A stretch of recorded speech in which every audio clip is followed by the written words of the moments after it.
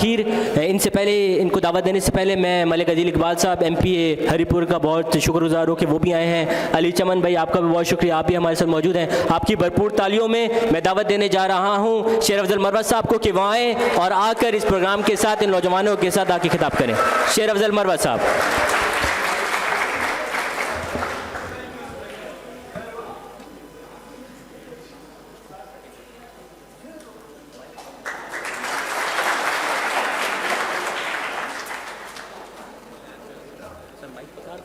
نہیں بس ٹھیک ہے. نحمد و نصلی علی رسول الکریم. اما بعد فقد قال اللہ تعالی فی القرآن المجید ان اللہ لا یغیر ما بقوم حتی یغیر ما بانفسہم. محترم خواتین و حضرات السلام علیکم. میں منتظمین کا بہت مشکور ہوں کہ مجھے آپ نے ہری پور آنے کا موقع دیا اور میرے چھوٹے بھائی ملک عدیل جو MPA ہیں یہاں سے, یونیورسٹی کے جو پروفیسر حضرات ہیں اور میرے بہت ہی پرانے دوست اور صبور قریشی صاحب بھی تشریف لائے ہیں, میں ان کا بھی بہت مشکور ہوں. آپ سب کی آمد کا بہت شکریہ. یہ نوجوانوں کو یہاں دیکھ کے IT ریلیٹڈ اس سیشن میں جب میں نے آپ کو دیکھا تو مجھے اپنا وقت یاد آیا. کسی زمانے میں پڑھائی کے لیے انگلینڈ چلا گیا. جب میں گیا پاکستان میں یہاں پہ IT کا آغاز ہو رہا تھا اور موبائل جو ہیں وہ نئے نئے لانچ ہوئے تھے. وہاں پہ گیا تو میرے لیے بہت ساری چیزیں نہیں تھی. انٹرنیٹ کا استعمال اور ساتھ میں ریسرچ میں IT کی مدد لینا اور میتھڈالوجی جو جدید سائنٹیفک میتھڈالوجی کے طریقہ ہائے کار ہیں, یہ سب چیزیں سیکھنے کو ملی.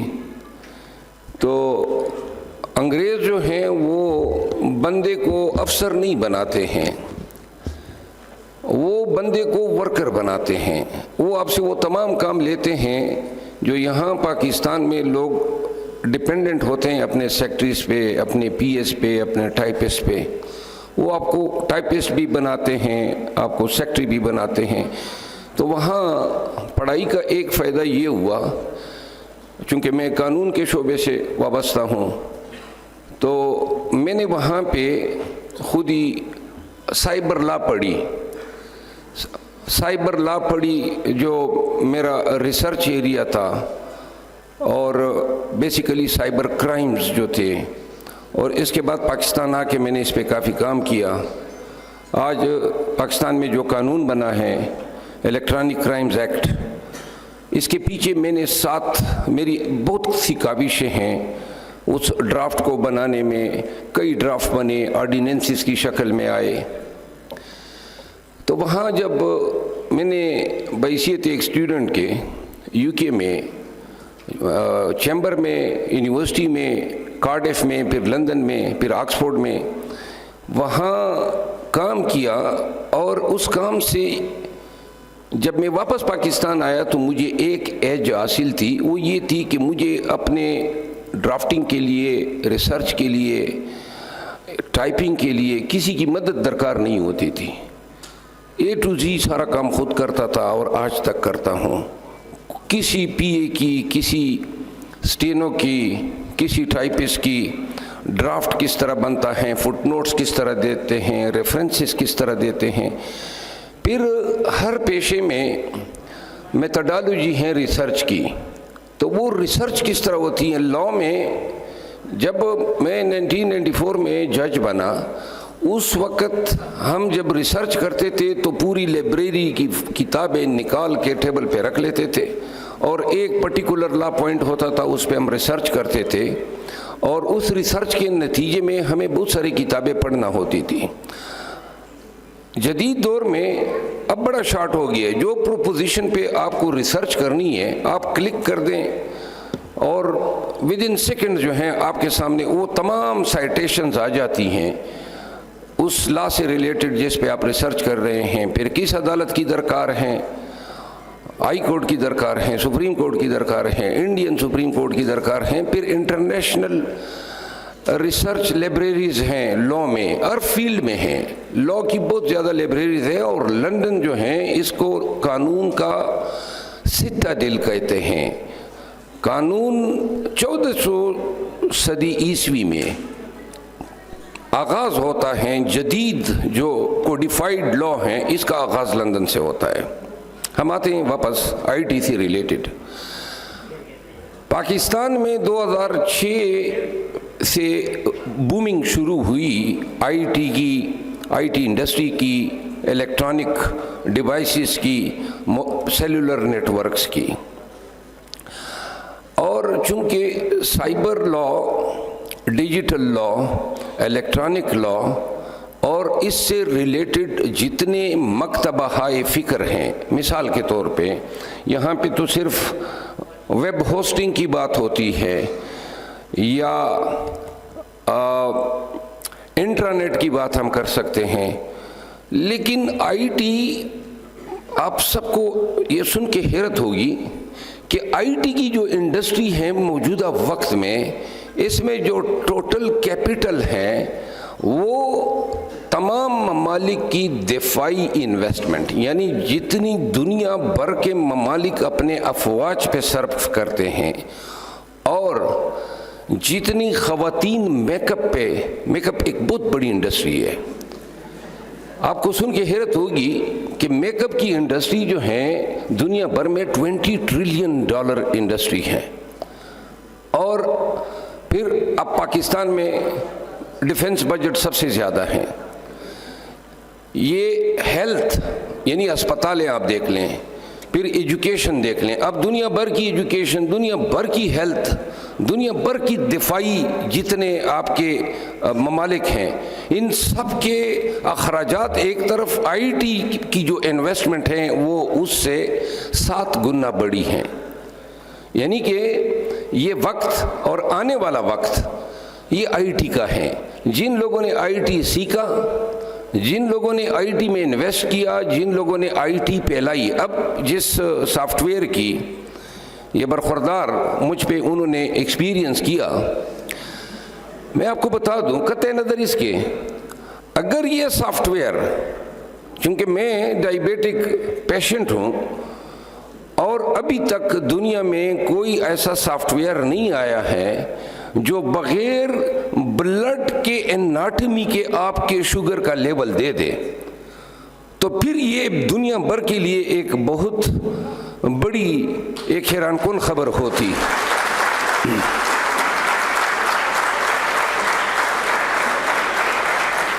لیکن آئی ٹی جو ہے، اس کی چھوٹی سی مثال اگر آپ نے دیکھنی ہے نا، یہ آئی ٹی نے دنیا کو ایک نئے تہذیب سے متعارف کرا دیا.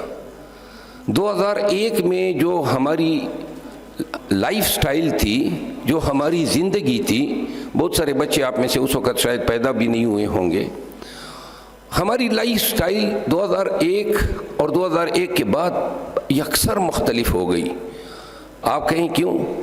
ہمارے دور میں تصویر کے لیے کیمرہ ہوا کرتا تھا، لکھنے کے لیے ڈائری ہوا کرتی تھی، شیڈول کے لیے ڈائری رکھتے تھے، حساب و کتاب کے لیے کیلکولیٹر ہوا کرتے تھے. ہمارے لیے ٹیلی فون کے لیے ایک گول گھماتے گھماتے ایک ٹیلی فون ہوتے تھے جن کو آپ پھرا نہیں سکتے تھے، تاروں والے ٹیلی فون ہوتے تھے. اور یہ جو ہری پور ہیں، یہ پاکستان کی پی ٹی سی ایل کی سب سے بڑی انڈسٹری یہاں پہ واقع ہیں. اس کے بعد اب موبائل آیا.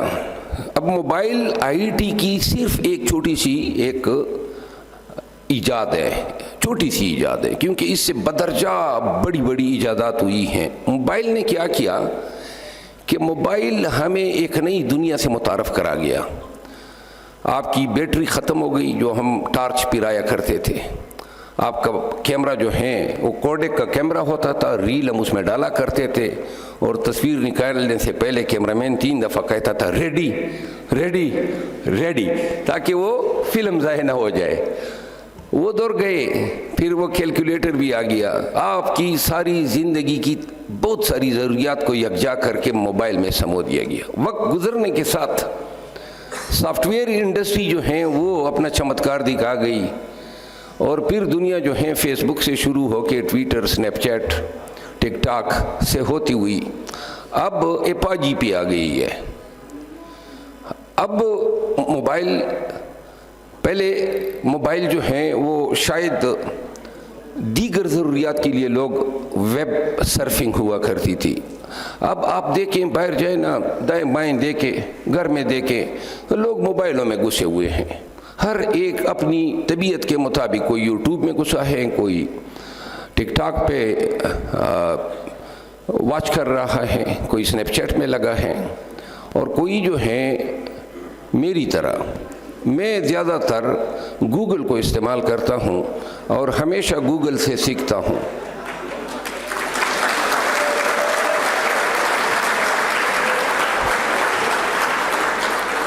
آئی ٹی نے ہمارے دور میں یہ بل لے جا کے بینک جانا ہوتا تھا، اور پیسے نکالنے کے لیے بینک جانا ہوتا تھا، کسی کے بینک اکاؤنٹ میں پیسے ڈالنے کے لیے بینک جانا ہوتا تھا، اور گیس کا بل جمع کرنا ہے، اور موبائل میں ایزی لوڈ کرنا ہے۔ یہ ساری چیزیں آئی ٹی نے ختم کر دی۔ گھر بیٹھے آپ کے پاس، آپ کے ہاتھ میں آپ کا بینک ہے، جس کو جتنے پیسے بھیجنے بھیجو، جسے جتنے منگوانے منگوا لو، بل جمع کرنا ہے، دنیا کی کسی خطے میں آپ نے بھیجنے ہیں۔ یہ دوسری صورت۔ پھر ایک آئی ٹی کی جو سب سے میگا انڈسٹری ہے آئی ٹی کے اندر، وہ ہیں میٹا فزیکل کائنز، جس کو ہم بٹ کائنز کے نام سے جانتے ہیں۔ اور آئی ٹی نے پھر لوگوں کو ایسے بٹوے دیے جو فزیکل ایگزسٹنس نہیں رکھتے ہیں، اس کو ہم میٹا فزکس کہتے ہیں، یعنی کہ بٹوے آپ کے پاس ہیں، بٹوے میں پیسے ہوتے ہیں۔ اب آپ نے پیسے تو رکھے ہیں، لیکن پیسے آپ کا بٹوا بھی نظر نہیں آ رہا ہے۔ تو 2007 میں سب سے پہلے ایک منی بکر کے نام سے ایک لانچ ہوئی، ایک پرس والیٹ، اس کو ڈیجیٹل والیٹ کہتے ہیں۔ اور منی بکر کے دیکھتے دیکھتے پھر دنیا نے 2010 میں بٹ کائن کا لانچ دیکھا۔ بٹ کائن کے بعد 96، ایتھیریم، تھاتم، پتہ نہیں کتنے یہ ڈیجٹس آ گئی۔ اور اب کل میں دیکھ رہا تھا بٹ کائن اراؤنڈ 50 لاکھ پہ۔ میں نے 2011 میں، مجھے یاد ہے، میں نے 3 بٹ کائن لیے تھے اور مجھے 1200 روپے پاکستانی پڑے تھے۔ اور اب مثال کے طور پہ آپ میں سے بہت سارے لوگ بائنینس سے واقف ہیں۔ میں ایک چھوٹی سی مثال دے رہا ہوں، ویسے تو بہت سارے ڈیجیٹل پلیٹ فارم ہیں، آئی جی ہیں۔ اب بائنینس جو ہیں، میں خود اس کا سبسکرائبر ہوں۔ اب بائنینس آپ کے پاس ہے، آپ کا بچہ یا بچی لندن میں پڑھتے ہیں۔ پہلے زمانے میں ہم پیسے کس طرح ٹرانسفر کرتے تھے؟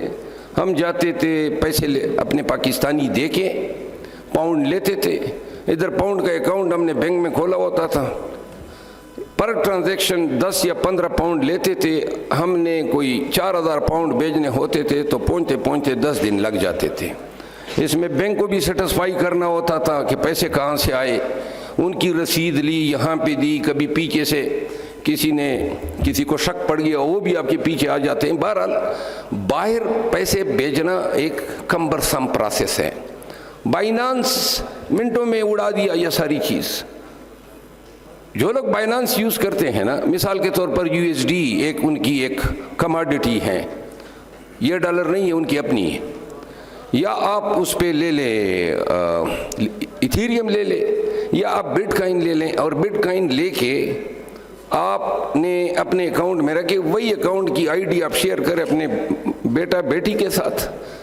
وہ جناب عالی یہ اگر آپ، میرا خیال ہے کہ چونکہ آپ سارے آئے ہوئے ہیں تو اتنا تو آپ سمجھتے ہوں گے کہ ہم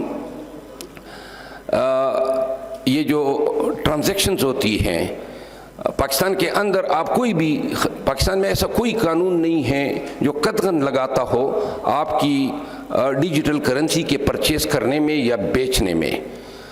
FIA والے تنگ ضرور کرتے ہیں، لیکن جو قانون سے آگاہ لوگ ہیں ان کو پتہ ہے کہ کوئی اختیار ایسا کسی کے پاس نہیں ہے، تو لہٰذا ادھر ہی آپ نے کرنسی لے لی، باقاعدہ اشتہار لگے ہوتے ہیں، آپ بائننس پہ جائیں نا، ہر ایک نے اشتہار لگایا ہوتا ہے کہ میں اتنے لاکھ روپے پاکستانی پہ بٹ کائن بیچ رہا ہوں، اسی وقت آپ اس کو پیسے بیچ دیتے ہیں، اسی وقت آپ کو بٹ کائن ٹرانسفر ہو جاتی ہے۔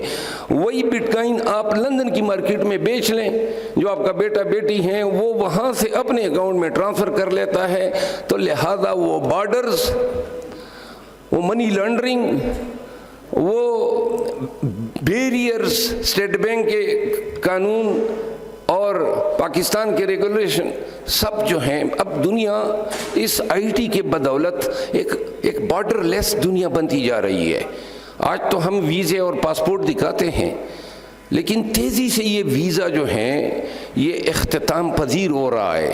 آپ یورپ کو دیکھیں، کتنے ممالک جو ہیں آپس میں انہوں نے ویزا کی ریسٹرکشن ختم کر دی۔ لیٹن امریکہ میں جائیں، پھر کینیڈا، اور کینیڈا نے جو 21 ممالک کے ساتھ اعلان کیا، پھر GCC کنٹریز میں جائیں، وہاں اب آہستہ، ہماری بدقسمتی ہماری خطے میں، یعنی پاکستان یا انڈیا یا ایران، یہاں پہ ہم نے ویزوں سے یہ ایک آفت بنائی ہوئی ہے۔ خیر، اینی ہاؤ، اخیر کی طرف آتا ہوں۔ میں اگر ابھی مجھے آپشن ملے نا کہ میں نے اپنے بچوں کو کیا بنانا ہے، تو میں آنکھیں بند کر کے بچوں کو کہوں گا کہ بیٹا یا بیٹی جاؤ اور IT جو ہیں اس کو پڑھو۔ دنیا IT کی ہے، آنے والا فیوچر IT کا ہے۔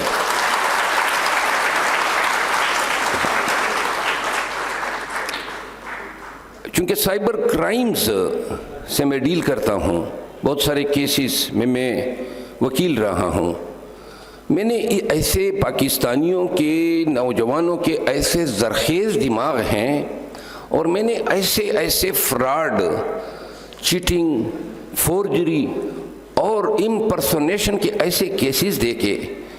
یعنی کہ بیلجیم میں ایک شخص کا اکاؤنٹ ہے، ہمارے حضرات سافٹ ویئر ڈیولپر ملتان کا ایک لڑکا تھا، اور 22 سال عمر تھی اس نے وہاں سے 72 لاکھ روپے جو ہیں عطیہ لیے تھے۔ پیچھے سے بیلجیم کی حکومت شکایت کرتے کرتے معاملات ادھر پاکستان میں پہنچ گئے، اور حضرت وہ کہتے ہیں نا، چور کہیں اپنا کوئی نشان چھوڑ جاتا ہے، ورنہ یہ ڈیجیٹل ورلڈ میں VPN کے آنے کے بعد یہ انانیمس ڈومین جب بن گئے، اس نے انت مچا دی ہے جرائم کی دنیا میں۔ اگر آپ میں سے کچھ لوگ ڈارک ویب کو جانتے ہیں تو جائیں ڈارک ویب پہ دیکھیں۔ اسلام آباد میں آپ کو کرائے کا قاتل درکار ہیں تو ڈارک ویب آپ کو باقاعدہ ایکسیس دیتا ہے۔ آپ کو کوکین چاہیے، آپ کو ہیروئن چاہیے، آپ کو اسلحہ چاہیے۔ پاکستان کے اندر ڈارک ویب میں مارکیٹیں سجی ہوئی ہیں، اور میں آپ کو یہ بات بھی بتا دوں کہ سافٹ ویئر پائریسی میں ہمیں ملکہ حاصل ہیں۔ شاید ہی اس حال میں بیٹھے ہوئے بہت سارے نوجوانوں میں سے چند ایک کے پاس جو ہیں مائکروسافٹ 360 یا ورڈ جو ہیں، یا ان کا آفس، مائکروسافٹ ورڈ یا مائکروسافٹ آفس، شاید ہی گنتی کے چند لوگوں کے پاس جو ہیں پرچیزڈ ورژنز ہوں گے۔ ہمارے پاس آپ دیکھیں نا، پاکستان میں کتنی موویز جو ہیں نیٹ فلکس کو چھوڑ کے لوگوں نے اپنی ایکسس کی دنیا بنائی ہوئی ہیں۔ پائریٹڈ ورژن آف موویز ہم دیکھتے ہیں۔ پہلے زمانے میں، آج سے 3-4 سال پہلے، CD کی دکانیں ہوا کرتی تھی، ان CDs میں دنیا جہان کی چوری شدہ موویز۔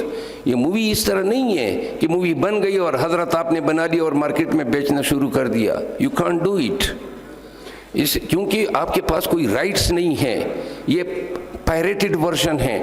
اور آپ یقین کریں کہ $7.5 بلین نیٹ ایسٹیمیٹ لگا تھا 2019 میں کہ $7.5 بلین کے ہم صرف سافٹ ویئر کی چوری کرتے ہیں اور بلا کسی ادائیگی کے ہم اس کو یعنی ہم سافٹ ویئر ایپس ایپلیکیشنز سب سے زیادہ جو استعمال ہوتی ہیں وہ مائکروسافٹ کی، مثال کے طور پہ ورڈ ہر دفتر میں یوز ہوتی ہیں، ہر یونیورسٹی میں، ہر Having said all this, IT کی کچھ ایسے بھی رخ ہیں جس نے دنیا کو بڑی سہولیات دی ہیں۔ میں صرف اپنی ایک مثال دیتا ہوں، میرے ہیلتھ کو IT کنٹرول کرتی ہے۔ میرے موبائل میں سامسنگ اور آئی فون، اور میرے پاس دونوں فون ہیں، دونوں میں ایپس ہیں ہیلتھ سے ریلیٹڈ۔ اب میں ڈائبیٹک ہوں، اب کچھ لوگوں کو پتہ ہی نہیں ہے کہ یہ جو ایپس انہوں نے دیے ہوتے ہیں ان کی کتنی سگنیفیکنس ہے۔ اس میں ہیلتھ کا ہے، ہیلتھ میں اب آپ بتا دیتے ہیں کہ مجھے یہ بیماری ہے، یہ میرا قد ہے، یہ میری وزن ہے، اتنی کیلوریز میں برن کرنا چاہتا ہوں، اتنا میں شوگر لیول مینٹین کرنا چاہتا ہوں، پلپیٹیشن کا ریٹ یہ ہیں۔ میں گزشتہ 10 سال سے ان ایپس کا استعمال کر رہا ہوں، اور وہ ایپس مجھ سے ہر حالت میں 15 کلومیٹر ڈیلی واک کرواتے ہیں، اور اسی وجہ سے میں بغیر کسی اس کے جم جانے کے، گرچہ میں نے گھر میں چھوٹی سی جم بنائی ہے، لیکن وہ اس ایپ کی تو فیل ہیں کہ میں بالکل فٹ ہوں، نہ موٹا ہوں، نہ تون نکلی ہوئی ہے، اور یہ میرا دوست بیٹھا ہوا ہے، دیکھو نا، لو یو۔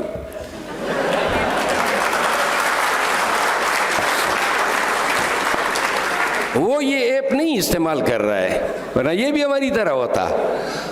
میں آپ کو یہ سچ بتا رہا ہوں، دیکھو ڈائبٹیز جو ہے نا، ڈائبٹیز بیماری بھی ہے، اور اگر آپ اس کو دوسری طرح دیکھ لیں تو یہ اللہ کا شاید کوئی آپ کو وارننگ بھی ہے، کیونکہ آپ ڈائبیٹک ہوتے ہیں تو آپ کو فکر ہوتی ہے کہ میں اوبیسٹی کا شکار نہ ہو جاؤں، آپ کو فکر ہوتی ہے میرا شوگر لیول جمپ اپ نہ کریں، آپ کو فکر ہوتی ہے کہ میں چاول نہ کھاؤں، آپ کو فکر ہوتی ہے گندم زیادہ نہ ہو، آپ کو یہ فکر ہوتی ہے کہ لیکوڈ بالخصوص دیسی گھی کی انٹیک جو ہیں وہ اس طرح نہ ہو۔ یہ ساری چیزیں آپ تب کر سکتے ہیں جب آپ ہیلتھ کانشیس ہو، اور ہیلتھ کانشیس جب آپ ہوں گے تو ڈائبٹیز جو ہیں وہ آپ سے جم بھی کروائے گا، وہ آپ سے واک بھی کروائے گا، وہ آپ کا لائف سٹائل جو ہے وہ مرتب کرتا ہے، بناتا ہے، اور یہ ان موبائلوں کے تو فیل ہے، ان سیل فونز کے تو فیل ہے، انہی ایپس پہ۔ ایک دن 10,000 میں نے سٹیپس لیے تو میرا موبائل بار بار مجھے وارن کر رہا تھا کم ہو کم ہو، اور جان تب تک چھوٹی کہ میں نے وہ 15,000 پورے کیے ہی کیے۔ یعنی کہ IT جو ہیں وہ آپ کے ہیلتھ کیئر کرتا ہے۔ اب مزید اگر آپ لوگوں نے IT کو یہ ذرا ایکسپلور کیا ہو، بچوں کی سیکیورٹی اب IT کی رہین منت ہیں، آپ کے گھر کی سیکیورٹی۔ میرے حالات کی وجہ سے آئے دن پولیس والے ایجنسیاں میرے گھر میں دمکتی تھی، میں نے بچوں کو باہر بھیج دیا کیونکہ میں خود تو فیس کر سکتا ہوں۔ تو میں نے کیا کیا کہ میں نے جو کیمرے ہم نے لگائے ہوتے تھے زمانے کے، وہ کیمرہ ہیں اتنا بڑا جو ہے کیمرہ ہے، اور پولیس والے آتے ہی پہلے اس کو توڑتے تھے۔ تو میں نے کیا کیا، میں دبئی گیا، وہاں سے میں نے ایسے کیمرے لیے کہ ان کے فرشتوں کو بھی علم نہیں تھا، 2 دفعہ یہ آئے، دونوں کی ریکارڈنگ، اور نہ میں نے گھر میں وہ DVR رکھی، آن لائن ہیں جو بھی آتا ہے میں واچ کرتا ہوں۔ تو IT کی وجہ سے اب کوئی میرے گھر میں گھسنے کی جرات نہیں کر رہا ہے، ان کو پتہ ہے ان کے پاس ایویڈنس ہے، کل کلا میں ہمیں عدالت میں ٹھوک دے گا۔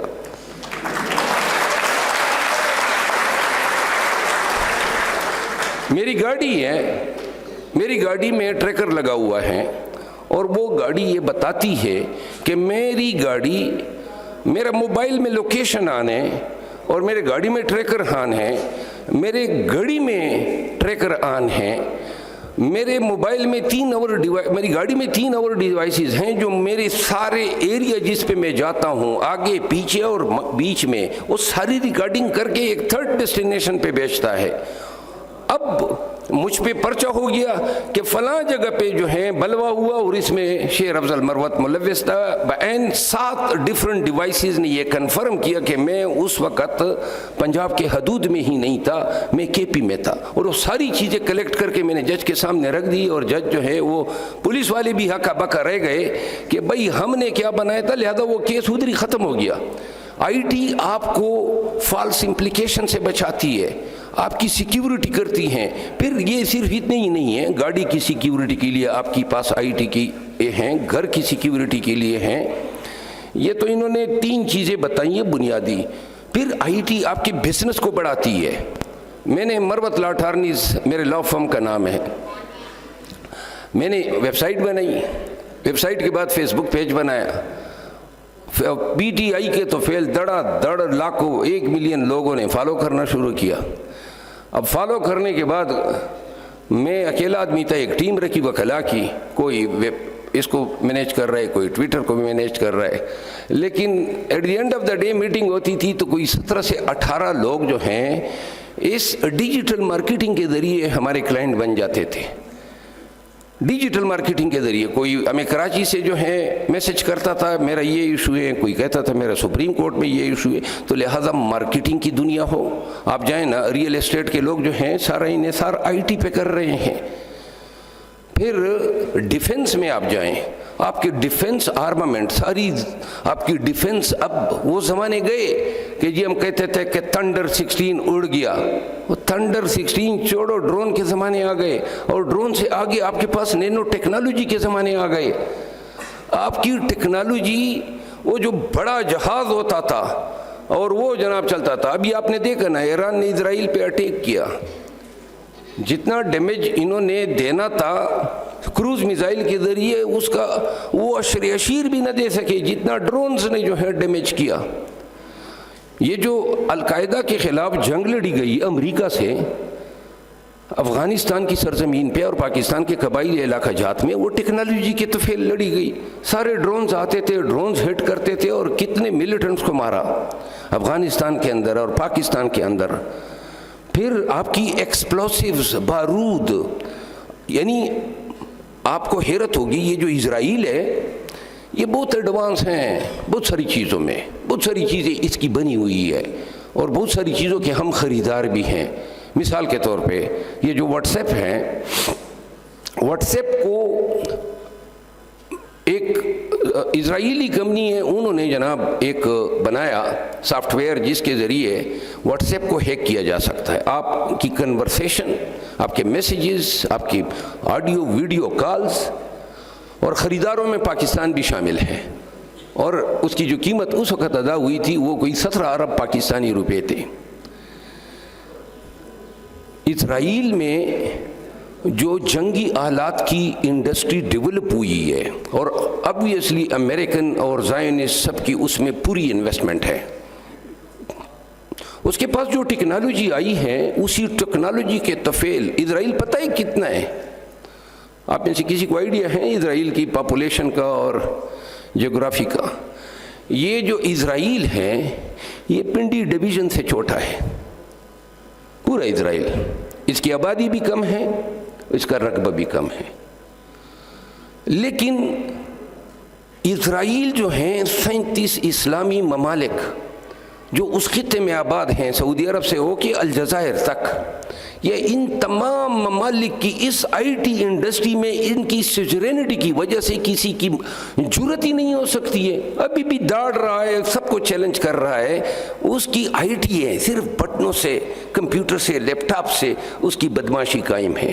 تو لہٰذا جو اقوام زرخیز ذہنوں کو پیدا کرتے ہیں, آپ جائیں نا وہاں کی مائیں, اسرائیل میں مائیں 5 سال سے بچوں کے ساتھ میتھ شروع کرتی ہیں, میتھمیٹکس. اور آپ جائیں جاپان میں, آپ پڑھیں, وہاں ان کی کوششیں ماؤں کی شروع ہو جاتی ہیں بچوں کے ساتھ جب گود سے جو ہی تھوڑا سا شعور سنبھالنا شروع کرتا ہے. لہذا یہ ملک خداداد پاکستان, میں اس کی بہت ساری بری چیزوں کو نہیں ڈسکس کروں گا کہ ہم اپنے ملک کے ساتھ کیا کر رہے ہیں. ملک میں جو بھی ہو رہا ہے بہت برا ہوا, بہت ظلم ہوا اس ملک کے ساتھ, اس ملک کے اداروں کے ساتھ. یہ سیاسی باتیں ہوں گی، آپ بچے ہیں، نوجوان ہیں، صرف آپ کو یہ بات بتاتا ہوں کہ یہ اپنا مستقبل بنانا اس دور میں یہ آپ سب کے ہاتھ میں ہے. کوئی اس کے لیے جو ہے سائنس، راکٹ سائنس درکار نہیں ہے.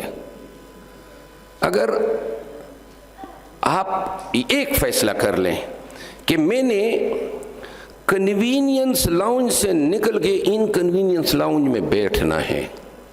آج سے 2 سال پہلے پاکستان میں جو حکومت رجیم چینج ہوئی اور پھر جو مار داڑ شروع ہوئی اور ٹھکا ٹھکائی اور پکڑو پکڑائی اور کسی کو مارا پیٹا، اس دور میں بہت لاکھوں پاکستانیوں نے یہ راستہ اپنایا کہ بھئی ہم سہولت کا راستہ اپناتے ہیں، اور کیا ہم یہ تھانے کچہریوں کے چکر لگائیں گے، مار پیٹ فیس کریں گے. تو لہٰذا وہ ایک اپنے لیے باسہولت راستہ چن لیا. اگر ہم بحیثیت قوم اس وقت ریزسٹ کرتے، کیونکہ کل بھی میں نے یہ بات کی اور آج پھر خان صاحب نے کل نہیں پرسوں جیل میں مجھے کہا کہ مولانا رومی کی حکایت بیان کی کہ اللہ نے تو انسان کو پرواز کے لیے پر دیے ہیں. دیکھو انسان کہاں سے، یعنی جب ہم ڈارون کی تھیوری آف ایوولوشن کو پڑھتے ہیں نا، تو ہم پڑھتے ہیں کہ وہ بندر کی لائف سے اٹھتے اٹھتے انسان جو ہے وہ خلا کی کتنی خلیجیں پار کر گیا. تو لہٰذا جب تک آپ یہ ڈیسائیڈ نہیں کرتے ہیں اپنے اندر، یہ بات سن لو، کوئی آپ کا معلم آپ کو نہیں بتا سکتا، لیکن زندگی میں نے بڑے کٹھن دور دیکھے. اگر آپ یہ فیصلہ کر لیتے ہیں کہ میں نے سہولت کا راستہ چننا نہیں ہے اور میں نے اپنی مستقبل خود بنانی ہے، اور آپ یہ فیصلہ کر لیتے ہیں کہ راستے میں جتنے بھی کٹھن مرائل آئیں گے، مشکلات آئیں گی، میں فیس کروں گا، آپ یقین کریں کہ مستقبل اور کامیابی آپ کے قدموں میں پڑی ہوں گی.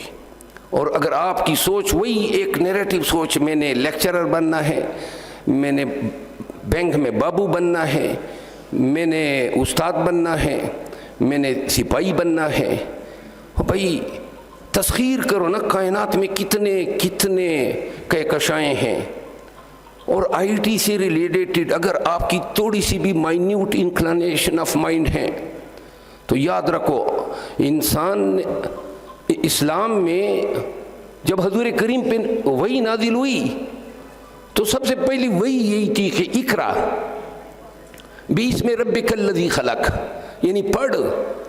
اب حضور کریم کا ہمیں پتہ ہے نا کہ حضور کریم تو پڑھے لکھے تھے ہی نہیں، تو جبرائیل امین جیسا فرشتہ ان کے پاس آ کے کہتا ہے کہ پڑھ.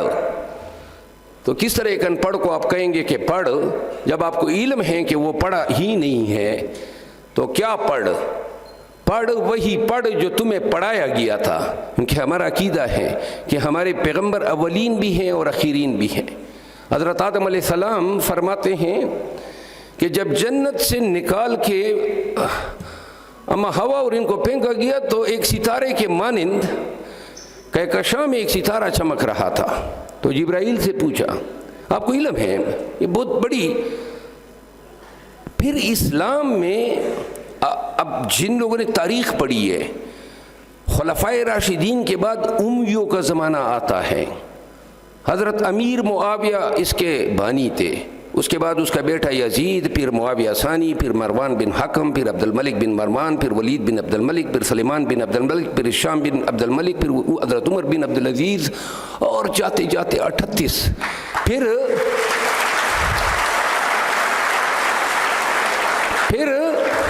عباسی آئے، پھر مملوک آئے، اور پھر ہم اسلامی تاریخ میں دیکھتے ہیں تو اسلام میں ایک تحریک اٹھی. یاد رکھیں آج کا آپ کا آئی ٹی کا دور، آپ اس کے ساتھ تقابلی جائزہ لیں کہ اسلام میں سوالات پیدا ہو گئے امیوں اور عباسیوں دور میں. یہ ریزننگ کی باتیں کرتے تھے کہ بھائی یہ دنیا کس طرح تخلیق ہوئی. اب جب آپ انجیل پڑھتے ہیں تو انجیل کی پہلی 3 آیاتیں کیا کہتی ہیں کہ پو پھٹی، روشنی پھیلی، اور جس کو ہم کہتے ہیں بگ بینگ تھیوری، اور دڑانگ کے ساتھ تخلیق کائنات ہوئی. یعنی یہ اندھیرا تھا، اندھیرے میں پو پھٹی. پھر سوال پیدا ہوئے. آپ نے ایک ہمارے مسلمانوں میں بعد میں لوگوں نے اس کو فرقہ بنا دیا، اثنا اشاریہ. اب میں سے کوئی جانتا ہے اثنا اشاریہ؟ حضرت حسن البصری ایک بہت بڑے عالم گزرے ہیں، مدرسے میں پڑھاتے تھے، تو ان کے پاس 3 لوگ گئے، انہوں نے کہا یا شیخ ایک شخص ہے، اس کا جو چھوٹا بیٹا ہے وہ 3 ماہ کی عمر میں مر گیا، تو یہ کہاں جائے گا، جنت میں جائے گا یا دوزخ میں جائے گا؟ تو حضرت حسن البصری نے فرمایا کہ حضرت اللہ تعالیٰ نے تو اپنی ربوبیت کی قسم کھا کے یہ قرآن میں وعدہ کیا ہے، عنکبوت، سورہ عنکبوت کا حوالہ دیا کہ جو انفینسی میں those who die in infancy will act as a redeemers for their parents, یعنی اپنے والدین کے لیے وہ وکیل ہوں گے بروز محشر، تو لہذا خود تو جنت جائیں گے، والدین کا بھی وسیلہ بنیں گے۔ دوسرا سوال، وہ دوسرا بیٹا ہے 30 سال کی عمر میں دنیا کے جہاں کا گند کیا، شرک کیا، قتل کیا، فساد کیا، فتنہ کیا، وہ کہاں جائے گا؟ انہوں نے کہا کہ اللہ تعالیٰ نے تو باقاعدہ عہد کیا ہے کہ گناہوں میں سے میں شرک کی معافی نہیں دے سکتا ہوں، تو لہذا جو شرک کرے گا وہ جائے گا دوزخ میں۔ انہوں نے کہا وہ تیسرا ہے، اور اس نے ساری زندگی پیغمبر اسلام کے بتائے ہوئے راستوں پہ سفر کی، تو وہ شخص کدھر جائے گا؟ انہوں نے کہا اللہ تعالیٰ نے سورہ المائدہ میں، سورہ عرفات میں اور سورہ نوح میں بار بار وعدہ کیا ہے کہ جو اللہ کے بتائے ہوئے راستے پہ اور سنت نبوی پہ اپنی لائف گزارے گا اس کو جنت سے نوازا جائے گا۔ تو انہوں نے کہا حضرت اب یہ ذرا توجہ دیں کہ یہ جو درمیان والا بیٹا ہے وہ اگر کہہ دے کہ یا خدا مجھے بھی 3 ماہ کا ہو کے مار دیا ہوتا، میں کم از کم دوزخ تو نہ جاتا، 30 سال آپ نے زندہ رکھا، مجھ سے شرک بھی کروایا، مجھ سے گناہ بھی سرزد ہوئے، اور اب کہتے ہیں کہ دوزخ میں سڑو۔ تو جو 3 ماہ کا میرا بھائی تھا جو بغیر کچھ کیے مر گیا، آپ کہتے ہیں وہ جنت میں جائے گا۔ تو اس وقت حسن البصری کا ایک شاگرد تھا، اس کا نام تھا واصل ابن عطا، وہ کھڑا ہو گیا اور اس نے کہا کہ یا شیخ اس سوال کا جواب میں دیتا ہوں۔ انہوں نے کہا نہیں، خاموش ہو۔ انہوں نے کہا نہیں میں جواب دینا چاہتا ہوں۔ انہوں نے کہا نہیں آپ نہیں دیں گے۔ تو واصل ابن عطا کھڑا ہوا اور وہ نکل گیا مدرسے سے۔ تو جب وہ نکلا تو اس نے ایک فکرہ کہا اتذل انا، یعنی ہی سیسیڈڈ فرام اس، یہ ہم سے چلا گیا۔ وہ جو ہی مدرسے سے باہر نکلا وہ 3 لوگ اس کے پیچھے آئے، کوئی فرلانگ آگے روک کے کہا آپ بتائیں آپ کا ذہن کیا کہتا ہے؟ انہوں نے کہا کہ خدا نے یہ بھی تو کہا ہے کہ آمنت باللہ وملائکتہ وکتبہ ورسلہ والیوم الآخر والخیر والشر، یعنی والیوم الآخر۔ اللہ تو کہتا ہے نا کہ جب آپ کی ارواح یہاں سے چلی جاتی ہیں، جب تک یوم اخیرت نہیں آئے گی آپ کے اعمال کا میزان ہوگا ہی نہیں، تو کس طرح بغیر روز آخرت کے فیصلے کے آپ ابھی سے کسی کو فتوے دے رہے ہیں، نواز رہے ہیں کہ تمہیں عذاب قبر ملے گا، تمہیں دوزخ ملے گی، تمہیں ہو سکتا ہے۔ اللہ تعالیٰ جو ہیں وہ مثال دی کہ ابراہیم ابن ادم اور اصحاب کہف کے کتے کی مثال دی۔ امید ہے آپ لوگ یہ سارے واقعات سمجھتے ہیں کیونکہ یہ اسلامی تاریخ ہے ہماری۔ تو انہوں نے کہا ہو سکتا ہے اللہ اس کے طفیل یا آپ کے خاندان میں کوئی حافظ قرآن ہو گیا۔ یہ ساری باتیں اسلام نے ریزننگ کا درس اس زمانے سے شروع کیا جب حضور کریم قرآن کریم کی آیاتیں جب ان پہ نازل ہوتی تھی تو وہ بیان کیا کرتے تھے، اور اسی ریزننگ نے اسلام نے 14 سال پہلے کہا تھا کہ زمین گول ہے اور زمین متحرک ہے۔ البیرونی یعنی آپ جب کیمیا کو دیکھیں یا فلکیات کو دیکھ لیں، ایسٹرالوجی کو دیکھیں، آپ علم الاعداد کو دیکھیں، اس تمام کے بانی مسلمان ہیں۔ اور مسلمانوں نے یہ علم کہاں سے سیکھا؟ آپ کو کوئی آئیڈیا ہے؟ اسلامی اساکر، اسلامی مفکرین، محدثین اور ہمارے جتنے موجدین تھے جنہوں نے، یعنی ابو علی سینا کی مثال دوں یا ابن الہیثم کی بات کروں یا الترابی کی بات کروں یا الہیشم کی بات کروں، جابر بن حیان کی بات کروں، تو یہ جتنی ہماری تاریخ ہیں اور جنہوں نے آج کے جدید دور کے فزکس، کیمسٹری، طبیعیات، بایولوجی، بایو ڈائیورسٹی، ان چیزوں کی بنیاد ڈالی ہے، وہ بیسیکلی ہمارے مسلمان تھے جن کا پرتو جن کا منبع علم جو تھا وہ قرآن کریم کی آیات تھی. میں موضوع سے ہوتے ہوتے اور میرا خیال ہے لمبا بھی ہو گیا اور یہ میرے برخوردار بھی السلام علیکم. تو میں اخیر میں آپ کو یہی گزارش کرتا ہوں، زندگی بہت چھوٹی ہے، یاد رکھو، اور یہ دوبارہ بھی نہیں ملنی ہے کہ دوبارہ زندگی ہوگی آپ کی یہی بھائی بہن ہوں گے، یہی والدین ہوں گے، یہی مرتبہ ہوگا، یہی وسائل ہوں گے. یہ زندگی آپ گھسیٹ کے نیچی نظریں کر کے گزارے غلام کی طرح. جس طرح خان نے کہا کہ پاکستان پرواز کی بات کرتے کرتے میں ادھر چلا گیا کہ مولانا رومی نے، اللہ نے انسان کو پرواز کے لیے پر دیے ہیں، تو پھر کیوں کر ہماری سوچ یہ ہو کہ چنٹیوں کی طرح ہم گھسیٹنے کی بات کریں، زمین پہ رینگنے کی بات کریں. یہ چھوٹی سی زندگی ہے، اس لیے اپنا مستقبل، اور یہ 5 سال 22 سے لے کر 27 سال تک جو آپ کی عمر ہے یا 30 سال تک، یہ آپ کے مستقبل کو ڈیٹرمن کرتے ہیں. یہ وقت اپنے آپ پہ صرف کرو، اپنے والدین کے لیے، اپنے خاندان کی نیکنامی کے لیے، بہتری کے لیے. اور یہ زندگی دوبارہ نہیں ہے. There is no life. جس لائف کی ہم شریعت میں بات کرتے ہیں the life hereafter، وہ یہ زندگی نہیں ہے کہ جس میں خاندان یا کنبے کی شکل میں یا معاشرے کی شکل میں آپ نے رہنا ہے. اسلام کا اپنا ہی ایک نظریہ ہے. تو لہٰذا اس زندگی کو جی کے گزارو یا گٹ کے گزارو. یہ فیصلہ بھی آپ کا ہوتا ہے اور اعمال بھی آپ کے ہوتے ہیں. آج ایک فیصلہ کریں کہ میں نے کچھ بننا ہے، کچھ سیکھنا ہے. دنیا جہان کی IIT کی آپ کو اسکالرشپس آتی ہیں، جائیں جرمنی میں جائیں. میں ہمیشہ لوگوں کو جرمنی ریکمینڈ کرتا ہوں. قانون کی تعلیم لینی ہے تو انگلستان جائیں. آپ نے نینو ٹیکنالوجی کو پڑھنا ہے تو اسپین اور فرانس جائیں. تو لہٰذا جاؤ، دنیا میں سیکھو اور اپنے لیے اپنے پیشے میں ایک نام کماؤ. جب آپ کے پاس اپنے علم کا ہنر ہوگا، آپ کسی محفل میں بول بھی سکیں گے کیونکہ دماغ آپ کا لبریز ہوگا، دنیا جہان کا علم اس میں پڑا ہوگا.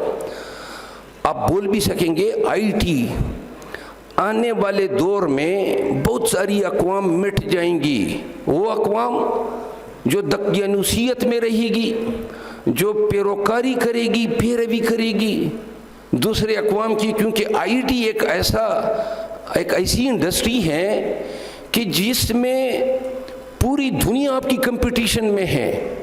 یہ جس سافٹ ویئر کی انہوں نے بات کی نا، میں پھر ریپیٹ کرتا ہوں کہ شکل دیکھ کے ڈائبٹیز کا لگانا، یہ سافٹ ویئر لانچ کر دے، یہ دنیا کا مہنگا ترین سافٹ ویئر بنے گا. کیونکہ آج تک ایسا سافٹ ویئر نہیں مل رہا ہے ہمیں جو ہمیں ہمارے وجود کو بغیر کسی بلڈ کے اناٹمی کے یہ ڈائبٹیز کا بنا دیں. لیکن کل پرسوں ایبٹ آباد کے ایک لڑکے نے گاڑی جو ہے وہ سافٹ ویئر سے چلوا دی. کیا بات ہے!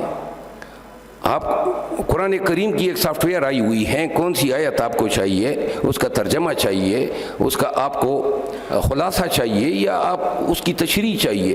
ہر قسم کی سافٹ ویئر میدان میں مارکیٹ میں آپ کو اویلیبل ہیں. بہت بڑی دنیا ہے. اپنے لیے جیو، اپنے ملک کے لیے جیو، کماؤ، ڈگریاں کماؤ، علم کماؤ. اور IIT کے لوگوں، IIT جو ہے وہ ایک انقلاب تو برپا کر گئی. ہماری زندگی میں جو انقلاب آیا ہے، آج جو ہماری زندگی ہے، ہمارے صبح و شام، ہمارے معمولات، وہ IIT کے تابع ہیں. ہمارے دن رات اب ریگولیٹ ہوتا ہے اور اس کو کہتے ہیں تہذیب. یہ تہذیب بنا دی ہے انہوں نے. اور یہ دنیا میں کوئی 11 تہذیبیں تو جب سے حضرت آدم علیہ السلام کا نزول ہوا ہے، پوری تو 11 تہذیبیں ہیں. اور یہ جو تہذیب ہے، جو 11ویں تہذیب ہیں، یہ اس نے تو انقلاب برپا کر دیا عالمی انسان کی اس منڈین لائف میں. تو لہذا آپ کو نہ کوئی دائیں سے، نہ بائیں سے، نہ آگے سے، نہ پیچھے سے کوئی پش کرے گا. اپنے اندر دیکھو. اگر تمہارا اپنا کوئی عزم صمیم تمہارے اندر ہے، تمہارا دل تمہیں کہتا ہے کہ گو اینڈ ڈو اٹ، یہ یوٹیوب پہ ڈرامے دیکھنا، یہ فلمیں دیکھنا، یہ پرینکس یا یہ ٹک ٹاک پہ گانے بنانا، یہ وقت آپ کے پاس 30 سال کے بعد بہت زیادہ ہے. یہ 4-5 سال اپنے آپ کو دو، اپنے آپ کو دو. اور میں نے پاکستان میں بڑے زرخیز مائنڈ دیکھے ہیں. آپ اپنی قوم کی بھی تقدیر بدل سکتے ہیں انہی نیک خواہشات کے ساتھ. میں آپ سب کا بہت مشکور ہوں. تقریر بڑی لمبی ہو گئی، کافی عرصے بعد جو ہیں ذرا اکیڈمی پہ بول گئے. آج کل تو سیاست ہے اور چور سپاہی کا کھیل ہے، تو آپ کے طفیل کچھ ہم تاریخ میں بھی چلے گئے. آپ سب کی آمد کا، سننے کا، سماعت کرنے کا بہت بہت شکریہ. Thank you. بہت شکریہ سر. اگر آپ میں سے کوئی سر سے سوال کرنا چاہے تو وہ کر سکتا ہے. 1 سے 2 سوال اگر کوئی کرنا چاہے تو.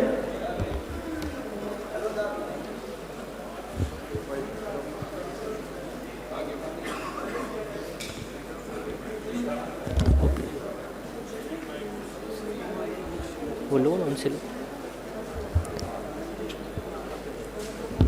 ہلو، ایک سوال لے لیتے ہیں. کوئی اسٹوڈنٹ ہے وہ سر سے سوال کرنا چاہتا ہے تو ایک سوال لے کے اس کے بعد میں اپنے اگلے اسپیکر کو دعوت دوں گا.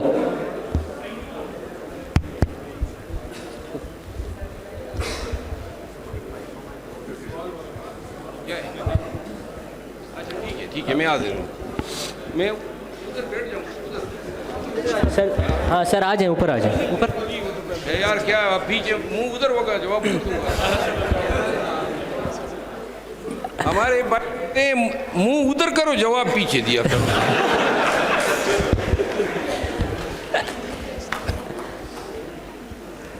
ملک الدین صاحب آپ بھی اوپر آ جائیں ساتھ ہی. اچھا، میں انکریج کروں گا ذہن میں کوئی بھی سوال آئیں، شوٹ اٹ. آپ کی قابلیت آغاز ہوتا ہے when you have the courage to put question. Do shoot it, say it, muster the courage and do put whatever comes to your mind. عادل بھائی جی. تھینک یو سو مچ سر. شرف افضل صاحب، آپ کا انتہائی مشکور ہوں. میرا آپ سے یہ سوال ہے، جس طرح ابھی آپ نے بتایا نا، اور میں انتہائی مجھے خوشی ہوئی. کیوں ہم جو دین کو ہے نا وہ اپنا ایک برانڈ نہیں بناتے؟ لائک اگر ہم کوئی چیز بیچنا چاہتے ہیں تو ہم وہ اس چیز کو، جو چیز جو ہوتی ہے اس کو فرسٹ پرائرٹی پر کیوں رکھتے ہیں؟ ہم دین کو فرسٹ پرائرٹی پر کیوں نہیں رکھ پاتے؟ مطلب اسلام کو ایک برانڈ کیوں نہیں لیتے؟ اگر ہم اسلام کو برانڈ لیں گے تو ہمارے اندر تو منافقت بھی ختم ہو جائے گی نا. ہمارے اندر ایسی کوئی چیزیں ہوں گی تو کیوں ہم ایسا مطلب کہ دین کو لے کر کیوں آگے نہیں لے کر جا رہے؟ ہم سیکولر کیوں ہیں؟ میرا یہ کوشچن ہے آپ سے. شکریہ. ویسے یہ سوال آپ کا بنتا کسی مولوی سے ہے، لیکن میں اپنی سمجھ کے مطابق اس کا یہی جواب دوں گا کہ اللہ تعالیٰ نے، وہ حضرت علامہ اقبال کا ایک شعر ہے، وہ کہتے ہیں، فرماتے ہیں کہ شعر اب نکل گیا ذہن سے. ہاں شعر ہے، لیکن اس کا آخری لفظ یہ ہے، کسی کو شاید یاد آ جائے، کروبیاں. یاد آ گیا کسی کو؟ ہاں آپ بتائیں بیٹا. ہاں، درد دل کے واسطے پیدا کیے انسان کو، ورنہ اطاعت کے لیے کچھ کم نہ تھے کروبیاں. اللہ تعالیٰ کو اگر عبادات مفقود ہوتی، مطلوب ہوتی، تو فرشتے کیا کم تھے؟ دن رات اللہ کے سجدے میں پڑے ہوتے ہیں. انسان کو پیدا کرتے ہوئے خالق اپنے مذہب کی تشریح 2 چیزوں پہ کی ہے. اسلام صرف نماز پڑھنے، زکوٰۃ دینے، حج کرنے، داڑھی چھوڑنے کا نام نہیں ہے. اگر کوئی یہ سمجھتا ہے کہ یہ اسلام ہے تو وہ اسلام کو سمجھتا ہی نہیں ہے. اسلام میں یہ وہ چیزیں ہیں، نماز آپ سے رہ گئی، نہیں پڑھی، مس ہو گئی، بار بار مس ہو گئی، تو اس کی معافی ہے اور اس کی تلافی بھی ہے اور اس کا کفارہ بھی ہے. روزوں کا کفارہ ہے، حج کا کفارہ ہے. یعنی اسلام کے جو عبادات ہیں جو اللہ نے آپ پہ مقرر کیے ہیں، اگر آپ ان کی ادائیگی میں پہلوتئی کرتے ہیں، غفلت کرتے ہیں، تو اللہ تعالیٰ نے اسلام کو اتنا سخت تو بنایا ہی نہیں ہے کہ جناب آپ اس کے دائرے سے نکل گئے یا آپ نعوذ باللہ کوئی مسلم ہونے سے رہ گئے، لیکن اسلام نے جس چیز پہ زور دیا ہے وہ ہے حقوق العباد، اور ان دونوں کا اجتماعی تصور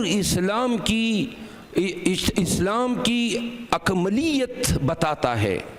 یعنی کہ اگر آپ نے کسی کا پیسہ کھایا، کسی کا حق کھایا، یتیم کا کھایا، بیوہ کا کھایا، بہن کا کھایا، اپنی بیوی کا حق کھایا، آپ ظلم و جبر سے پیش آئے، آپ نے انسانوں کے ساتھ ظلم و جبر کیا، یہ وہ حقوق ہیں جو خدا بھی معاف نہیں کر سکتا ہے۔ تو لہٰذا یہ اللہ نے یہ زندگی عبادات کے لیے صرف نہیں دی ہے، اللہ نے کہا ہے مجبور، بے کس، غریب، کمزور، ان کے ساتھ آپ کا رویہ، اللہ نے جو اسلام میں آپ پہ سماج کے اندر رہتے ہوئے جو ذمہ داریاں دی ہیں، اس میں اللہ نے آپ کو اس دنیا کی جو جتنی نعمتیں ہیں، وہ قرآن کریم میں کیا فرماتے ہیں کہ فَبِأَيِّ آلَاءِ رَبِّكُمَا تُكَذِّبَانِ، قرآن کریم کی کن کن نعمتوں کا شکریہ۔ اور قرآن کریم کی آیت ہے إِنَّ الَّذِينَ تَدْعُونَ مِن دُونِ اللَّهِ لَن يَخْلُقُوا ذُبَابًا وَأَسْمَهُ لَهُ، یعنی کہ قرآن کریم کہتا ہے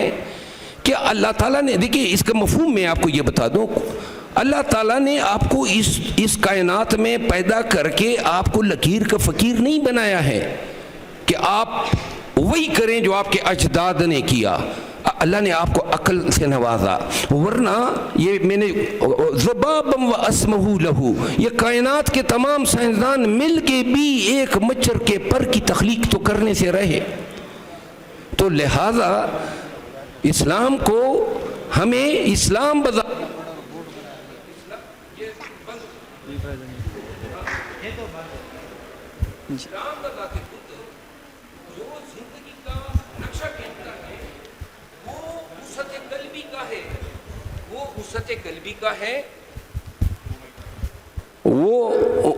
وسعت قلبی کا ہے، افہام و تفہیم کا ہے۔ حضور کریم صلی اللہ علیہ وسلم کی ذات مبارکہ کا مطالعہ کریں، اور کیا کہتے ہیں کہ کنتم خیر امت اخرجت للناس، یعنی کہ اللہ تعالیٰ فرماتے ہیں کہ حضرت محمد صلی اللہ علیہ وسلم کی ذات میں پوری امت کے لیے بہترین نمونہ ہے۔ کتنی شادیاں کی حضور کریم نے اور کن سے کی؟ اب آپ اپنے معاشرے کے اقدار کو دیکھیں، بیوہ کی طرف لوگ دوسرے نکاح کے لیے یا تو رجوع نہیں کرتے ہیں، اور اگر کرتے بھی ہیں تو ذرا نظر جو ہے یا اوقت اتنی نہیں ہے۔ حضور کریم نے کیا مثال سیٹ کی؟ حضور کریم جب غزوہ بدر پہ نکلتے تھے، غزوات پہ نکلتے تھے، غزوہ خندق میں اپنے پیٹ سے پتھر باندھ کے خود ہی مشقت کرتے تھے۔ تو لہٰذا ہماری زندگی اور اسلام کا نظریہ زندگی یہ ہے کہ جیو اور جینے دو، لوگوں پہ مذہب اتنا طاری نہ کرو کہ لوگ جو ہیں اسلام کو دیکھ، اگر بعض لوگ ایسے ہوتے ہیں جو ہم بنیاد پرستی کی باتیں کرتے ہیں کہ جی لوگ ہمارے معاشرے میں بھی ایسے کہتے ہیں داڑھی کے حوالے سے، داڑھی نہیں چھوڑیے، تو پھر جناب یہ یاد رکھیں یہ داڑھی اسلام میں ہے، اسلام داڑھی میں نہیں ہے، ٹھیک ہے نا، اسلام داڑھی میں نہیں ہے۔ اور میں نے اپنی زندگی میں بہت سارے حج کرنے والوں، بہت سارے محدثین کو، یعنی کہ جو حدیث سے ایک نکلتی ہیں اور دوسری آتی ہے، بہت سارے حفاظ کو، شیوخ کو، عزام کو میں نے بڑے چھوٹے انسان بھی پایا ہے۔ تو لہٰذا نہ عمر نہ علم، اپنی کردار کی بلندی میں، اپنے کردار کے بناوٹ میں آپ نے دیکھنا ہے۔ اسلام نے آپ کو ایک نظام زندگی دیا، ماں، باپ، بھائی، بہنوں کے، پڑوسیوں کے، گاؤں کے لوگوں کے، معاشرے کے لوگوں کے حقوق کا تعین کر لیا، اب آپ اس کو رسپیکٹ کریں۔ اور اسلام نے حضرت خدیجۃ الکبریٰ، یعنی اس زمانے میں، آج بھی علی پور میں کسی کو بتا دیں کہ فلاں کی بیوہ بابی تجارت میں شروع ہو گئی ہے، وہ اس زمانے میں پیغمبر کریم کے ساتھ شادی سے پہلے تجارت کیا کرتی تھی۔ تو اسلام تو آپ کو بتاتا ہے ایکسپلور کرو۔ وہ آیت ہے ہمارے وہ دماغ کے کمپیوٹر میں بہت ساری چیزیں اوپر نیچے آج کل ہو گئی ہے. سیاست کا خانہ ذرا اوپر ہے آج کل, تو وہ آیتیں نکل گئی ہے. تو میں آپ کو یہ عرض کر رہا ہوں, ہمارے لیے اسلام جو ہے میں مختصر ترین تعریف ہے. ہم نے اسلام کے مطابق زندگی گزارنی ہے تو ایک دوسرے کے حقوق کا احترام کرنا سیکھو. اور سب سے بڑا اسلام احترام انسانیت میں ہے, احترام آدمیت میں ہے. شکریہ. جی, anybody else? Sir, my name is Samiullah Khan and I am from GPGC Haripur. سر میرا کوشچن یہ ہے آرگنائزر سے ہے کہ آپ پہ انہوں نے ٹیسٹ کیا ہے ایک وہ ڈائبٹیز والا, تو میں یہ چاہتا ہوں کہ وہ ان کو اتنی ٹیکنالوجی لانی چاہیے کہ کچھ لوگ یہاں پہ پلیٹلیٹس کا چیک اپ کرانے کے لیے لندن چلے جاتے ہیں, تو ان کو چاہیے کہ یہ اتنا جدید ہو کہ وہ پلیٹلیٹس بھی ادھر چیک ہو سکیں پاکستان میں, اسپیشلی بڑے لوگوں کے. آپ کا بہت شکریہ سوال کرنے کا. یہ جو سوال انہوں نے کیا اس کا ذرا ترجمہ کر دیں آپ. سر یہ کہہ رہے تھے کہ ٹیکنالوجی اتنی ایڈوانس ہونی چاہیے, کچھ لوگ پلیٹلیٹ چیک کروانے لندن چلے جاتے ہیں تو یہاں پر چیک کروائیں. بات یہ ہے کہ بیماریوں کے لیے باہر جانا جو ہے, جن کو اللہ نے استطاعت دی ہے, اور زندگی بڑی ہی قیمتی ہوتی ہے. جب آپ کے پاس پیسے ہو اور آپ کے بچے کو بیماری تشخیص ہو جائے کہ کینسر ہیں, یہ تو خان کا اللہ بھلا کرے کہ شوکت خانم کی شکل میں 3 اسپتال پاکستان کو دیے, ورنہ پاکستانیوں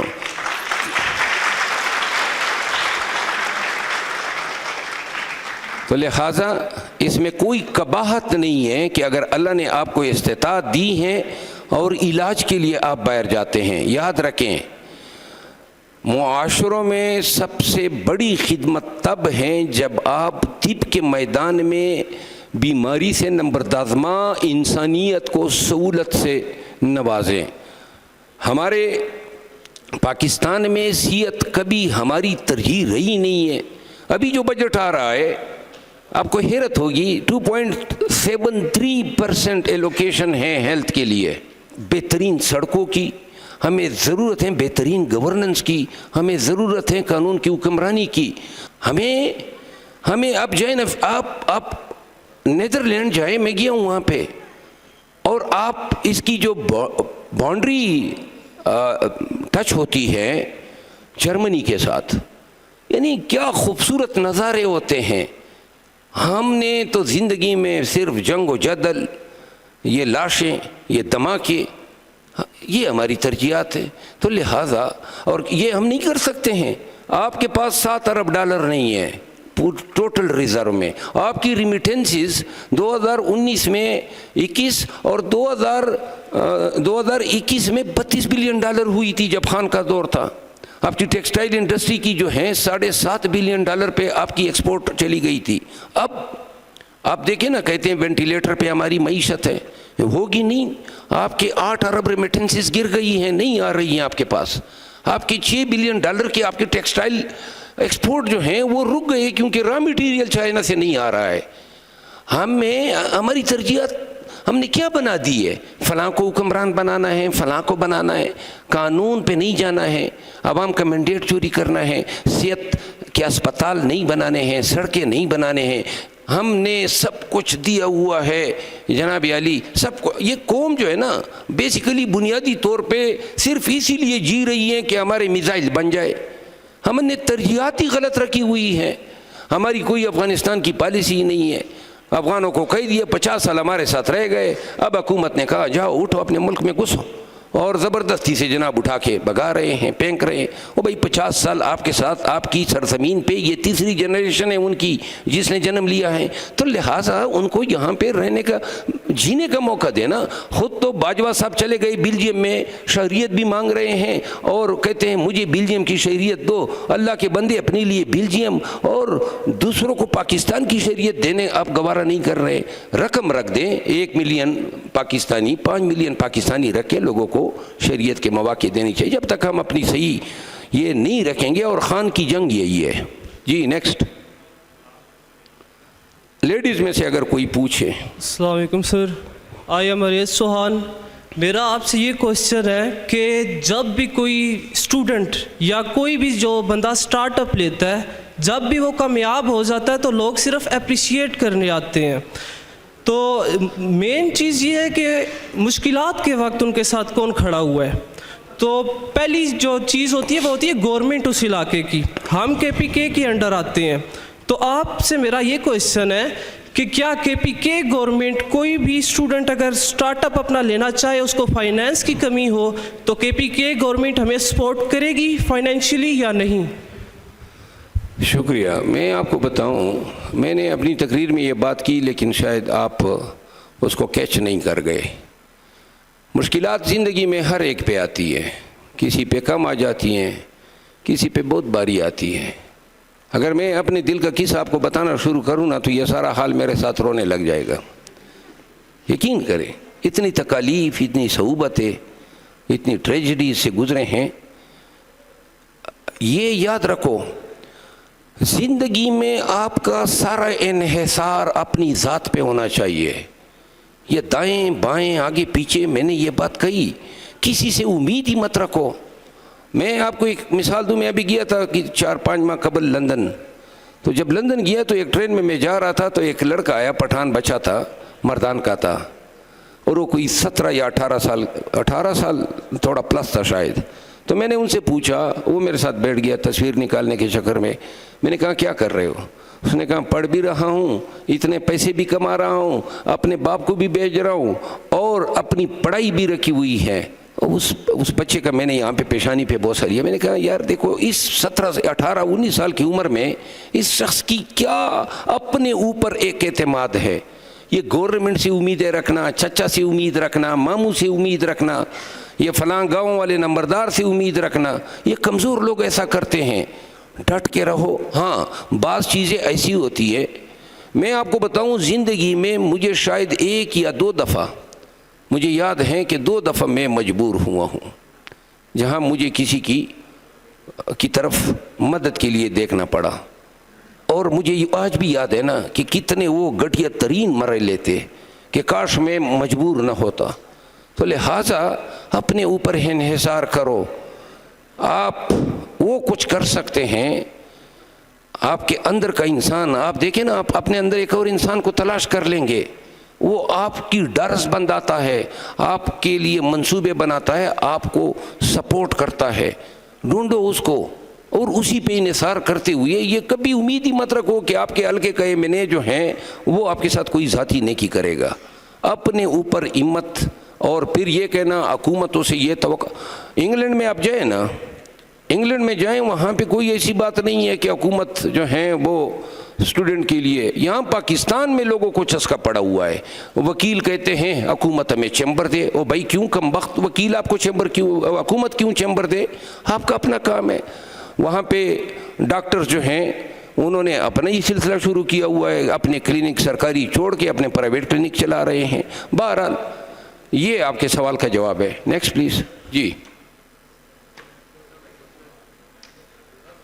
हाँ जी, बास्केट वाले।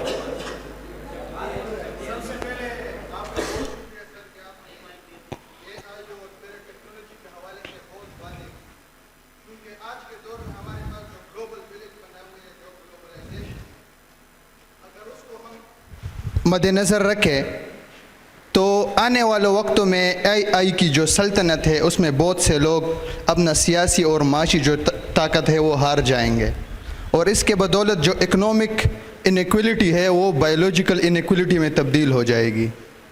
जैसे कि अगर हम देखें कि जैसे AI की सल्तनत में लोग, बहुत से लोग, बल्कि आज अगर हम दुनिया में देखें तो 100 बंदों के पास इतनी दौलत है जो 7 बिलियन लोगों के पास नहीं है।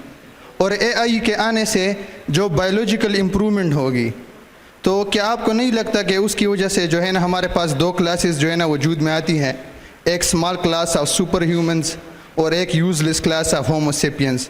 जो यूजलेस क्लास होगी उसकी जो है ना AI का क्या इम्पेक्ट है, इस हवाले से आप क्या कहेंगे? Thank you. ये आप एक वेबसाइट है forbes.com, FORBES forbes.com, वहाँ पे जाएं, दुनिया के 15 अमीर तरीन लोगों की हिस्ट्री पढ़ें। 15 अमीर था। कल नहीं परसों मार्क ज़करबर्ग ने एक दिन में पता है कितना नुकसान उठाया? एक दिन में उसने 60 खरब रुपए पाकिस्तानी का नुकसान उठाया एक दिन में। यानी जितने कर्जे हम पे हैं वो नुकसान उसने एक दिन में उठा लिया। लेकिन मार्क ज़करबर्ग की हिस्ट्री ज़रा पढ़ो, वो क्या था? 17 साल 18 साल की उम्र में उसने पिज़्ज़ा बॉय बनने के लिए भी कोशिश की। आप एलन मस्क को पढ़ें, एलन मस्क की लाइफ देख लें। फिर ये जिसने ये क्या नाम है, जहन से निकल गया, जिसने इसकी बुनियाद डाली है, बिल गेट्स नहीं, इसकी मैं बात कर रहा हूँ, जो पाकिस्तान में ये सप्लाई करते हैं, अमेज़न, जेफ बेजोस को पढ़े, ठीक है ना? ये और फिर मुकेश अंबानी के बाबा की हिस्ट्री पढ़ो। पाकिस्तान को छोड़ो, पाकिस्तान में आपको 10 अमीर तरीन ख़ानदान वो मिलेंगे जिन सब ने चोरी चकारियाँ की है। ये डकैत है, उन्होंने कोई मेहनत से तो कमाई ही नहीं है। बैंकों से कर्जे लिए माफ़ कराए, कर्जे लिए माफ़ कराए। उस ज़माने में अगर 50 करोड़ आपका माफ़ हो गया सन 94 में, उसका आप कैपिटल वैल्यू का तकाबुली जायज़ा करें पाकिस्तान के करेंसी के साथ। ये सारे लोग जो हैं, आप इसको देखें ना, आपके सामने मिसाल है। ये नरेंद्र मोदी, उसने इंडिया को 7 सालों में कहाँ से कहाँ खड़ा कर दिया। आपके और हमारे सामने 2017 से 2024 तक आप इंडिया का ग्राफ देखें। सिर्फ आपको पता है आपके ऊपर कुल कितने बिलियन डॉलर कर्जा है? पाकिस्तान के ऊपर 125 बिलियन डॉलर लोन है, ठीक है ना? अभी कतर ने तारीख़ इंसानी का महंगा तरीन गेम्स इवेंट किया, तकरीबन उस पर 325 बिलियन डॉलर कास्ट आए। यानी कि जो पाकिस्तान पे सालिम करता हैं, जो सारी ज़िंदगी हमने लिया है, उसके 3 गुना तो सिर्फ उन्होंने एक्सपोर्ट इवेंट पे खर्च कर दिया। अब मोहम्मद बिन सलमान ने एक रीजनल, वो तो फीफा था ना, उन्होंने एक रीजनल इवेंट के लिए 500 बिलियन डॉलर रख दिए, 500 बिलियन डॉलर। तो मोहतरम गुजारिश ये है, ये हमारी परवाज़ी चोटी है। 125 बिलियन डॉलर, ये 8 बिलियन डॉलर जो IMF ने हमें आज तक दिए हैं, इसके इवज़ तो हमने सारे असासे गिरवी रखने शुरू कर दिए। PIA जा रहा है, OGDCL जा रहा है, CNGPL जा रहा है, सुई सदर्न गैस पाइपलाइन जाएगी, आपकी स्टील मिल जाएगी, आपके एयरपोर्ट जाएंगे, ये बेनज़ीर शहीद इंटरनेशनल एयरपोर्ट, आपके कायद आज़म एयरपोर्ट। हम इस निज़ाम में जहाँ पे आपका मैंडेट फॉर्म 47 के तफेल हो, जहाँ कोई कानून न हो, जहाँ पुलिस डंडे के तौर पे आपके घर में घुस जाएं, जिस मुल्क में कानून की हुक्मरानी नहीं हो सकी, वहाँ की मईशत संभल ही नहीं सकती है। ये जो आज लगे हुए हैं, याद रखो, आप सब मेरी ये बात न भूलें, बजट आ रहा है जून में, आप देखें कि पाकिस्तान का ये क्या हाल करते हैं। आज उन्होंने एक तजवीज़ दी है ओगरा ने कि जिन लोगों ने खुद ही अपने पैसे से सोलर अप्लायंसेस ख़रीद करके घरों पे लगाई हैं, उन पे 25% टैक्स लगा दें। यानी कि सूरज पे ऊपर उन्होंने टैक्स लगा दिया कि ये सूरज की रोशनी चूँकि आप तक आ रही है, दुनिया के किसी मुल्क में नहीं है। यानी इसका मतलब ये है कि ये लोगों को मजबूर कर रहे हैं कि तुम सोलर पे मत जाओ, तुम वापडा पे रहो, वापडा पे रहो, क्योंकि आप तो सोलर को इतना कास्टली बना रहे हैं कि जो लोग अब आपकी हमारी खैबर पख्तूनख्वा की ख़ुसूसन जो हमारे इलाके हैं, वहाँ के लिए बेहतरीन एरिया हैं। मैंने अपने घर में सोलर लगाए हुए हैं एंड इट्स डूइंग मार्वलस। दिन रात जो है बिजली फ्री, हमें न वापडा का कोई ज़रूरत है, सूरज हमें दे रहा है रोशनी। जी आगे नहीं, एक हो गया, अब आगे किसी और को दे। आप लास्ट सवाल है इनका, गर्ल साइड से लेंगे, इनका एक सवाल ले लें ताकि इसको एंड करें आगे। अस्सलाम वालेकुम सर, मेरा आपसे एक सवाल है कि जिस तरह अभी रिसेंटली सोशल मीडिया पे AI पॉलिटिकल कैंपेन्स शुरू हुई थी, जैसे AI जलसे शुरू हुए थे जो, उसके हिसाब से आपका फ्यूचर में इसको लेके क्या पर्सपेक्टिव है?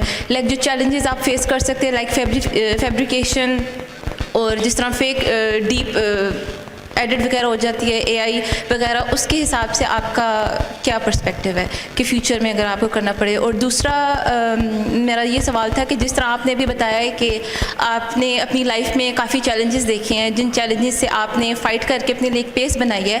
اب جیسے میں 19-20 ایئرس کی ہوں, میرے ساتھ جتنے بھی نوجوان 19-20 سال کے ہیں, وہ اگر اپنی لائف میں ایک کچھ اچیو کرنا چاہیں, کچھ اپنے لیے کرنا چاہیں, تو وہ اپنے لیے پیس کس طرح ڈھونڈیں, کیسے ڈھونڈیں؟ Thank you.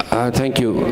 دیکھیں, میں نے ایک کتابچہ لکھا, ٹریٹائز لکھی میں نے, the control of cyber crimes ان پاکستان. پاکستان میں سائبر کرائمز, اور یہ اس وقت میں نے لکھی تھی جب سائبر کرائم کا قانون ہمارے پاس نہیں تھا. پاکستان میں الیکٹرانک, ڈیجیٹل اور سائبر ٹرانزیکشنز کو ریگولیٹ کرنے کا کوئی قانون تھا ہی نہیں. 2002 میں ایکٹ آیا, اس کا نام ہے 2002 میں اس کا نام ہے الیکٹرانک ٹرانزیکشن آرڈیننس 2002 ETO 2002. اس کے سیکشن 44 اور 45 کو جواز بنا کے یہ کہیں نہ کہیں جو جرائم ہوتے تھے ان کو کیٹر کرنے کی کوشش کرتے تھے. اب آپ کو میں بتاؤں, آپ کے موبائل میں کوئی آپ کو گالی بھیجتا ہے واٹس ایپ میں, تو بہت سے پاکستانیوں کو پتہ ہی نہیں ہے کہ یہ جرم ہے.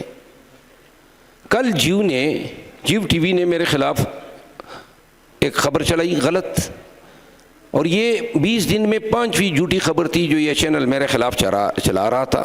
انہوں نے پہلے میرے خلاف خبر چلائی کہ میں نے پشاور میں کسی ورکر کو ریلی میں چپیڑ مار دی, جو میں نے نہیں ماری تھی, اور ساتھ میں انہوں نے ویڈیو بھی دکھائی کہ دیکھو یہ ویڈیو ہے, اس میں یہ چپیڑ مار رہا ہے. وہ ویڈیو آپ دیکھیں, اس میں کوئی چپیڑ ہے ہی نہیں.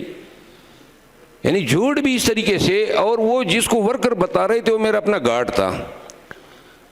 تو لیکن انہوں نے مجھے ملائن کرنا تھا. پھر انہوں نے دوسری خبر چلائی کہ جناب پبلک اکاؤنٹ کمیٹی خان نے مجھے اس کے لیے نامینیٹ کیا ہے. انہوں نے آگے سے 2-3 اور امیدوار بنا دیے اپنی طرف سے, ذرائع کہتے ہیں. پھر انہوں نے تیسری خبر بنا دی میرے خلاف کہ میں نے مریم نواز سے معافی مانگی ہے, جو میں نے کبھی معافی یعنی یہ اس طرح کی عجیب قسم کی ان کی جھوٹ کے. پھر انہوں نے چوتھی خبر چلائی, کل میرے بھائی کے خلاف خبر چلا دی. میرا بھائی KP انفارمیشن ٹیکنالوجی کی وزارت کا منسٹر ہے, انہوں نے چونکہ میری وجہ سے اس کو بھی رگید دیا. یہ جرائم ہے, اور میں نے کل ہی ان کو 1 ارب روپے کا نوٹس دیا, اور اب میں ان کو چھوڑوں گا نہیں جیو والوں کو. میں اب ان کو صحیح عدالت میں رگیدوں گا. ان کا مالک آئے گا یہ میر صاحب, اور ان کے رپورٹر آئیں گے, اور انہوں نے اب ثابت کرنے ہیں.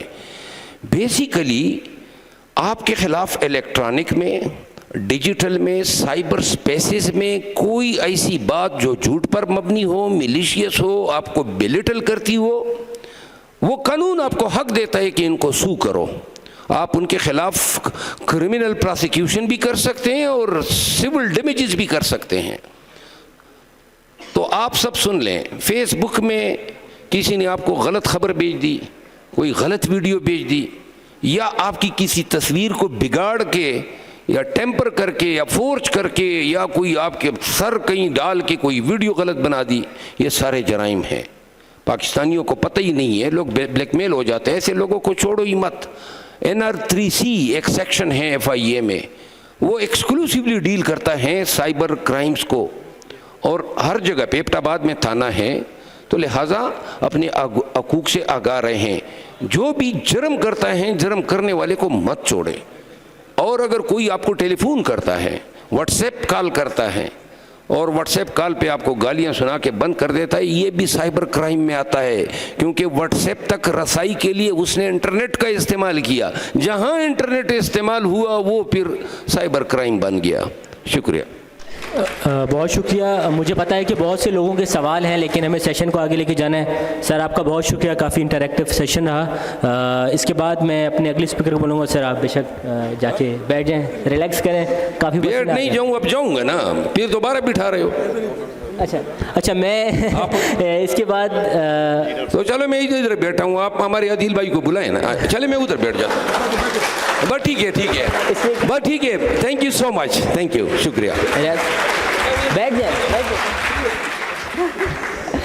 اس کے بعد میں اس شخصیت کو دعوت دینا چاہتا ہوں جو کافی ایجوکیٹڈ ہیں, نوجوان لیڈر ہیں,